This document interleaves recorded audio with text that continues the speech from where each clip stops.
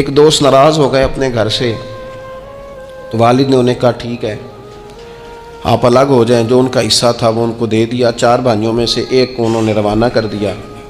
اب وہ ظاہر ہے کچھ پریشان ہوئے، گھر چھوڑنا تھا تو ایک اور جگہ منتقل ہوئے، تو ان کے ایک دوست نے ان کی مدد کی اور ان کو انہوں نے کچھ دن اپنے ساتھ رکھا، پھر آہستہ آہستہ مواقع بن گئے اور جگہ ان کو مل گئی۔ تو وہ میرے ساتھ گفتگو کر رہے تھے، تو ہم جو سادہ لوگ ہوتے ہیں دیسی دیہاتی، وہ ہم ایک بات ہی پکڑ لیتے ہیں ساری زندگی، اور تصویر کا دوسرا رخ دیکھنے کو تیار نہیں ہوتے۔ کہنے لگے جی یہ میرا محسن ہے، اس نے اتنے دن مجھے گھر رکھا، کوئی 20-25 دن اس نے مجھے اپنے گھر رکھا، پھر اس نے میرے ساتھ تعاون کیا، پھر کاروبار چلانے میں میری مدد کی، پھر مجھے مکان لے کے دیا۔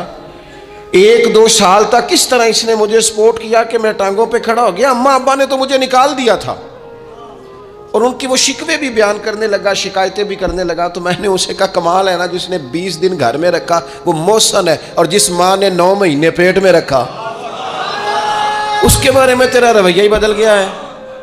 آپ غور کریں گے اور سمجھیں گے اس بات کو کہ 9 ماں نے پیٹ میں رکھا، اور کیا دکھ سہے، کیا تکلیف ہے۔ اور میں نے کہا اس نے 2 سال سپورٹ کی ہے،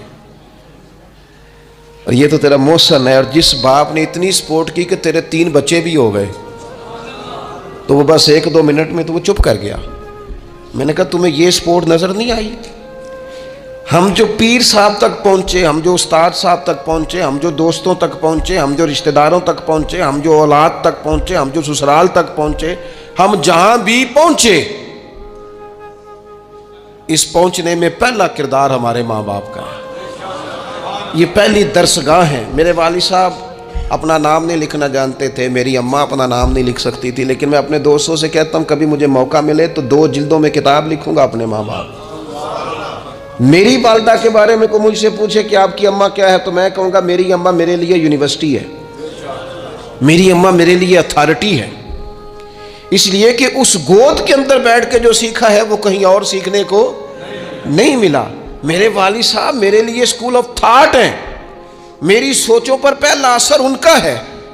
ہم نا مطلب وہ نئے رنگ، نئے انداز، نئی چیزیں دیکھ کر پیچھے ہم ہر چیز بھولتے جاتے ہیں۔ لیکن میاں صاحب کہتے ہیں نویں نہ یار بنائیے ایویں وانگ۔ وہ بھائی تھوڑا سا نا اپنے ماں باپ کے لیے بازو بچھے ہوئے ہوں، محبت ہوئی ہو۔